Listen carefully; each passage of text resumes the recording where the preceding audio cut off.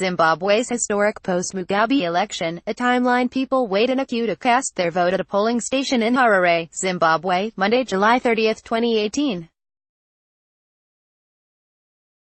Zimbabweans on Monday voted in their first election without Robert Mugabe on the ballot, a contest that could bring international legitimacy and investment or signal more stagnation if the vote is seriously flawed.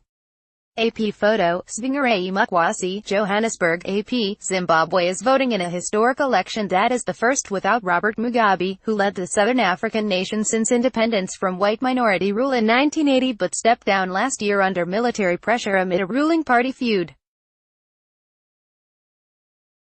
Here's a look at milestones in the country's troubled history. March 4, 1980, Mugabe wins the post of prime minister in the independent Zimbabwe's first elections. 1982, a deadly, years-long military offensive begins in Matabeleland against supporters of Mugabe's former ally Joshua Nkomo, with thousands of civilians killed. 1987, Mugabe becomes president after changes to the constitution. 1998, Zimbabwe's once prosperous economy spirals into a crisis from which it has never recovered. 2000, Mugabe launches deeply unpopular campaign to seize land from white farmers, leading to international condemnation. The opposition MDC party gains momentum. 2002, Mugabe re-elected as foreign observers call the vote badly flawed. The European Union imposes sanctions. 2003, the United States imposes sanctions for undermining democratic institutions or processes. 2005, U.S. Secretary of State nominee Condoleezza Rice calls Zimbabwe one of the world's 6 outposts of tyranny. 2008, MDC opposition leader Morgan Tsvangirai claims first-round election win but boycotts the runoff vote as violence against his supporters increases. Mugabe is declared the winner. The two enter a fragile power-sharing deal under which Tsvangirai will become prime minister. 2013, a new constitution that strengthens human rights is approved in a referendum amid skepticism that Mugabe will loosen his grip on the country. He wins another term a few months later as the MDC claims the election was fraudulent.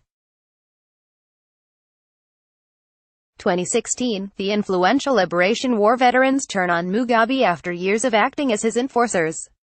Social media fuels large anti-government protests.